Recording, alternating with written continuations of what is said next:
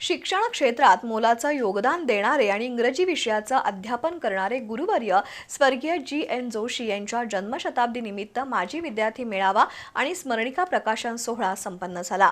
या कार्यक्रमातून जोशी सरांच्या शैक्षणिक कार्याला, त्यांच्या आदर्श जीवन मूल्यांना आणि विद्यार्थ्यांवरील संस्कारांना अभिवादन करण्यात आलं। जयसिंगराव पार्क इथल्या मगर मंगल कार्यालयात हा कार्यक्रम पार पडला। श्रीमंत मृगेंद्रसिंह राजे घाटगे, कागलच्या नगराध्यक्षा सविता माने, प्राध्यापक डॉक्टर ए.जी. जोशी, शामराव पाटील यांच्या हस्ते स्मरणिकेचं प्रकाशन झालं।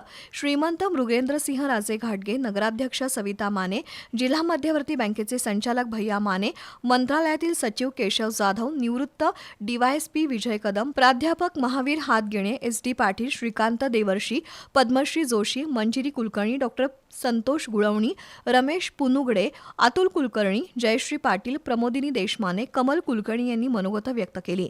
जोशी सरांच्या संग्रहातील चित्रफित आणि आकाशवाणीवरील भाषण स्क्रीनवर दाखवण्यात आलं।